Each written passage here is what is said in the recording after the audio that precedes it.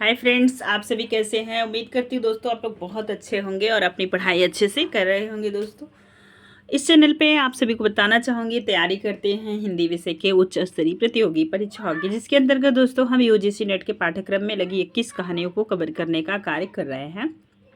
आज हम पढ़ेंगे सिक्का बदल गया, और ये कृष्णा सोबती द्वारा लिखी कहानी है दोस्तों। और हाँ, आज पूरी कहानी आपके साथ पाठ करेंगे। आप मेरे साथ कहानी को पढ़िए। आपको बताना चाहूँगी कि यह कहानी सिक्का बदल गया, यह कहानी देश विभाजन पे है दोस्तों। कृष्णा सोबती ने यह घटना और कथा संसार को आपके सामने प्रस्तुत किया है। और आप देखेंगे यह कहानी जो प्रकाशन हुई थी 1948 में। आपसे पूछा जाएगा तो बताइएगा दोस्तों। प्रतीक पत्रिका में, पत्रिका कौन सी थी? प्रतीक थी। अब प्रतीक पत्रिका किसकी है, वो मिलाने के लिए प्रश्न बनता है, तो अज्ञेय जी की है यह पत्रिका। ठीक है, आइए हमारे साथ पूरी कहानी पढ़िए। कहानी से संबंधित वीडियो और प्रश्नोत्तरी से संबंधित वीडियो हम लेके आएंगे दोस्तों, लेकिन आज हम पूरी कहानी को पाठ करेंगे। कृष्णा सोबती की कहानी सिक्का बदल गया, देश विभाजन पे। आइए पढ़ते हैं कहानी को। खद्दर की चादर ओढ़े, हाथ में माला लिए साहनी जब दरिया के किनारे पहुंची तो पाव फट रही थी। दूर दूर आसमान के पर्दे पर लालिमा फैलते जा रही थी। साहनी ने कपड़े उतार कर एक ओर रखे और श्री राम करती पानी में हो रही। अंजलि भरकर सूर्य देवता को नमस्कार किया, अपनी उनीदी आंखों पर छींटे दिए और पानी से लिपट गई। चनाब का पानी आज भी पहले सा ही सर्द था। चनाब नदी, जिसे आप चिनाब नदी कहते हैं, लेखक ने वही लिखा है दोस्तों, लेखिका ने सॉरी, पहले सा ही सर्द था। लहरें लहरों से चूम रही थी। वह दूर सामने कश्मीर की पहाड़ियों से बर्फ पिघल रही थी। उछल उछल आते पानी के भौरों से टकराकर कगारे गिर रहे थे, लेकिन दूर दूर तक बिछी रेत जान न जाने क्यों खामोश लगती थी। आज न जाने क्यों खामोश लगती थी। साहनी ने कपड़े पहने इधर उधर देखा, कहीं किसी की परछाई तक न थी, पर नीचे रेत में अगणित पांवों के निशान थे, मतलब जिसे गीदा न जा सके। वह कुछ सहम सी उठी। आज इस प्रभात की मीठी नीरोता में न जाने क्यों कुछ भयावना सा लग रहा है। वह पिछले 50 वर्षों से यहाँ नहाती आ रही है। कितना लंबा अरसा है, साहनी सोचती है। एक दिन इसी दुनिया के किनारे वह दुल्हन बनकर उतरी थी, और आज आज साहनी जी आज आज साहनी नहीं उसका, वह पढ़ा लिखा लड़का नहीं, आज वह अकेली है। साहजी की लंबी चौड़ी हवेली में अकेली है। पर नहीं, यह क्या सोच रही है वह सवेरे सवेरे? अभी भी दुनियादारी से मन नहीं फिरा उसका।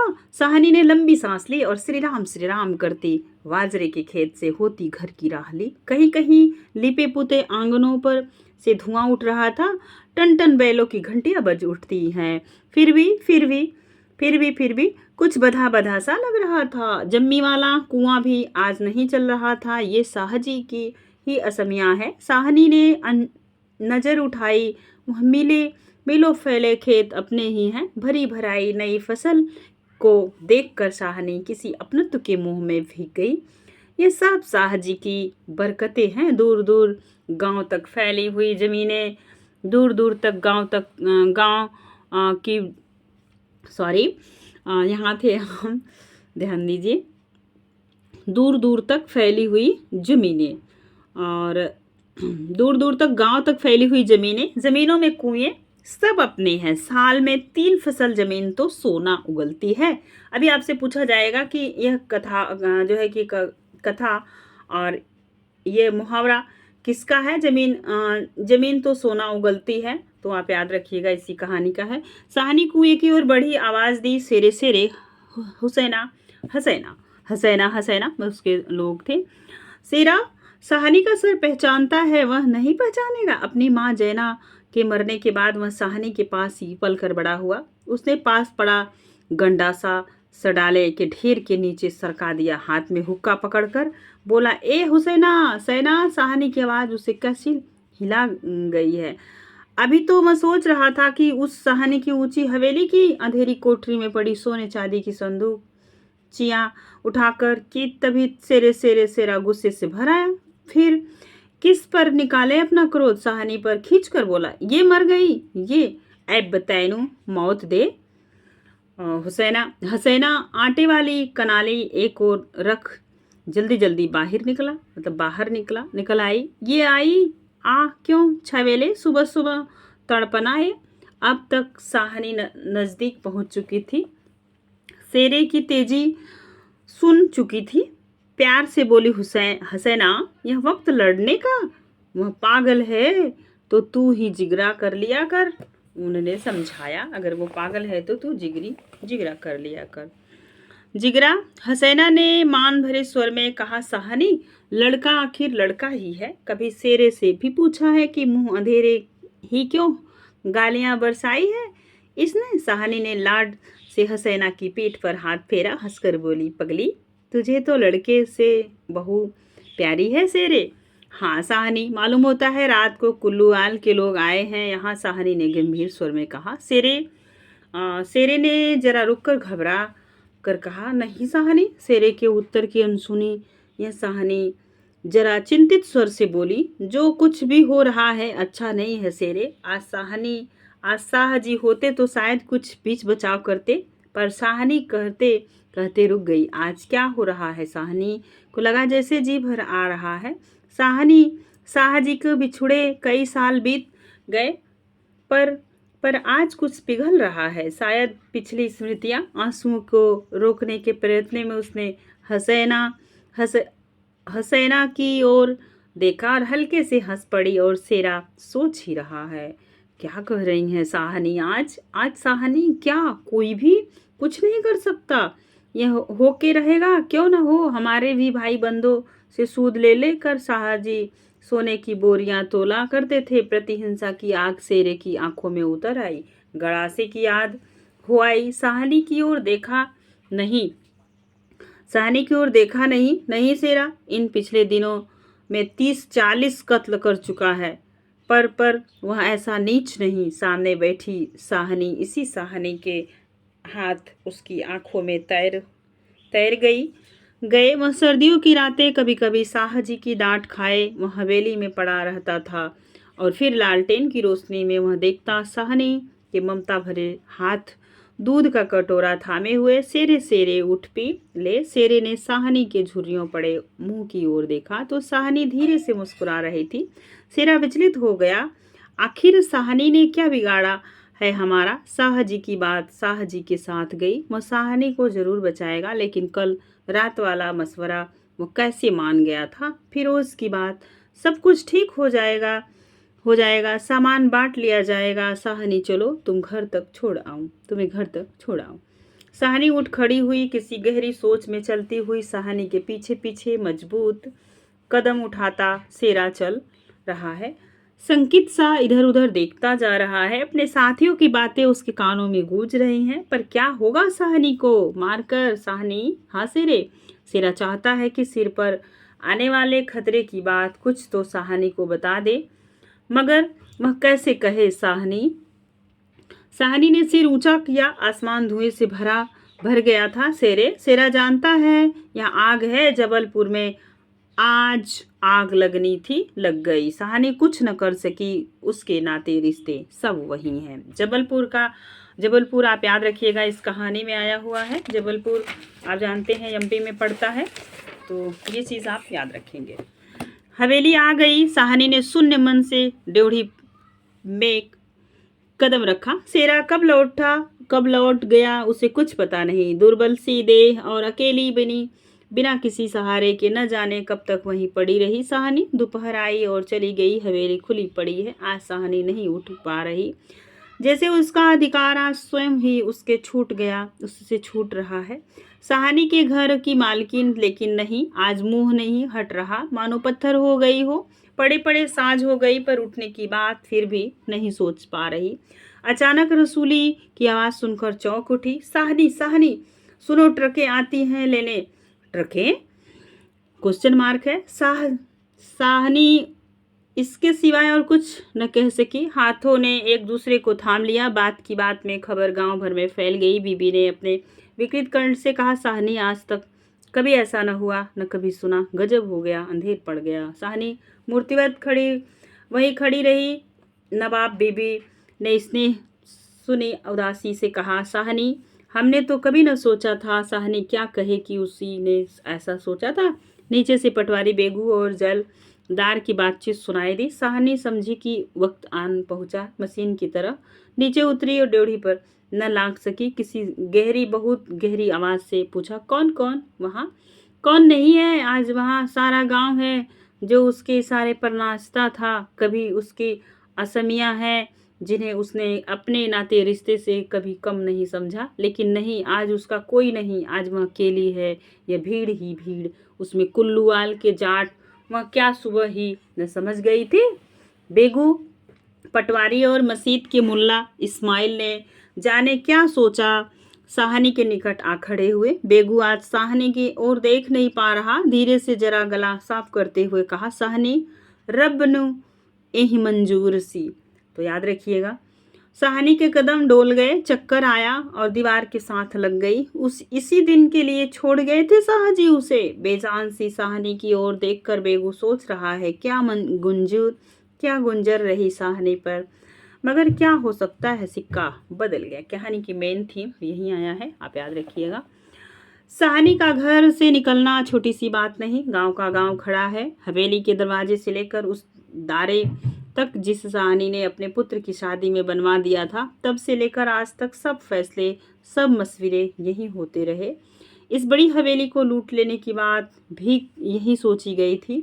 यह नहीं कि साहनी कुछ न जानती हो, वह जानकर भी अनजान बनी रही। उसने कभी वैर नहीं जाना, किसी का बुरा नहीं किया। लेकिन बूढ़ी साहनी यह नहीं जानती कि सिक्का बदल गया। देर हो रही थी। थानेदार दाऊद खां जरा अकड़ कर आगे आया और ड्योढ़ी पर खड़ी जड़ निर्जीव छाया को देखकर ठिठक गया। मसा वही साहनी है जिसके साहजी उसके लिए दरिया के किनारे खेमे लगवा दिया करते थे। यह तो वही साहनी है जिसने उसकी मंगेतर को सोने के कनफूल दिए थे मुंह दिखाई में।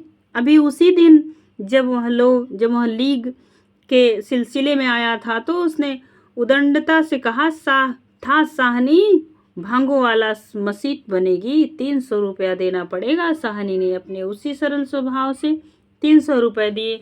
और आज क्वेश्चन मार्क है दोस्तों, क्या स्थिति रही होगी उस समय। साहनी ड्योढ़ी के निकट जाकर बोली, देर हो रही है साहनी, धीरे से, कुछ साथ रखना हो तो रख लो, कुछ साथ बांध लिया है, सोना चांदी। साहनी अस्फुट स्वर से बोली, सोना चांदी? जरा ठहर कर सादगी से कहा, सोना चांदी? बच्चा माँ, सब तुम लोगों के लिए। मेरा सोना तो एक एक जमीन में बिछा है। दाऊद खां लज्जित सा हो गया। साहनी, तुम अकेली हो, अपने पास कुछ होना जरूरी है, कुछ नगदी ही रख लो, वक्त का कुछ पता नहीं। वक्त? साहनी अपनी गीली आंखों से हंस पड़ी। दाऊद खां, इससे अच्छा वक्त देखने के लिए क्या मैं जिंदा रहूंगी? किसी गहरी वेदना और तिरस्कार से कह दिया साहनी ने। दाऊद खां निरुत्तर है, साहस कर बोला, साहनी, कुछ नकदी जरूर है। नहीं बच्चा, मुझे इस घर से। साहनी का गला रूध गया। नकदी प्यारी नहीं, यहाँ की नकदी यही रहेगी।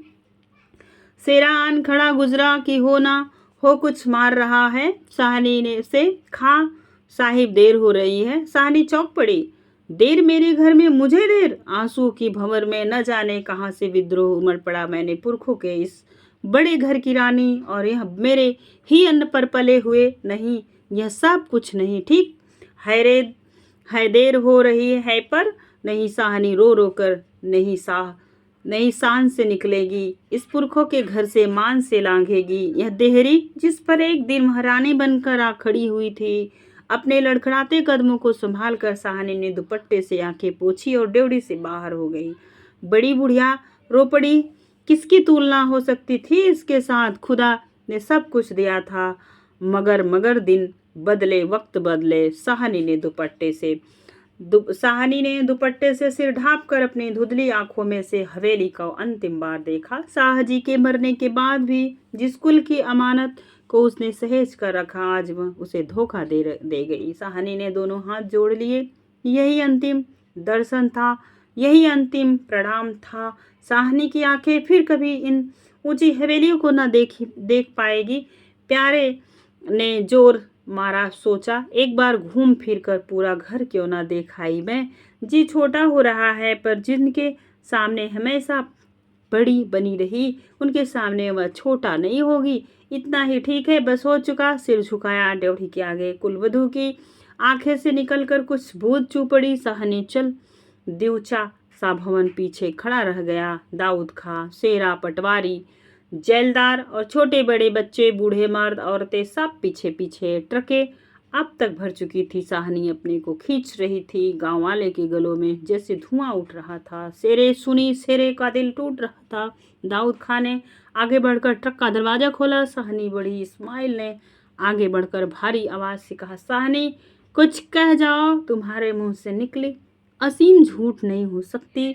और अपने सोसाफे से आंखें का पानी पोंछ लिया। साहनी ने उठते हुए हिचकी की ओर रोककर रुदे रुदे से कहा, रब तुम्हारे सलामत रखे, बच्चा खुशियां बख्शे। और छोटा सा जन समूह रो दिया। जरा भी दिल में मैल नहीं साहनी के, और हम साहनी को नहीं रख सके। शेरे ने बढ़कर साहनी के पांव छुए। साहनी कोई कुछ कर न सकी। साहनी को कोई कुछ कर नहीं सका। राज भी पलट गया। साहनी ने कांपता हुआ हाथ शेरे के सिर पर रखा और रुक रुक कर कहा, तू भाग जगड़ चन्ना, ओ चाँद तेरे भाग जागे। दाऊद खां ने हाथ का संकेत किया। कुछ बड़ी बुढ़िया साहनी के गले लगी और ट्रक चल पड़ी। अन्न जल उठ गया। वह हवेली नई बैठक, ऊंचा चौबारा, बड़ा पसार एक एक करके घूम रहे। साहनी की आंखों में कुछ पता नहीं, ट्रक चल दिया या वह स्वयं चल रही है। आंखें बरस रही है। दाऊद खां विचलित होकर देख रहा है। इस बूढ़ी साहनी को कहा जाएगी अब वह। साहनी मन में मैल न लाना, कुछ कह सकते तो उठा न सकते। वक्त ही ऐसा है। राज पलट गया, सिक्का बदल गया है। ...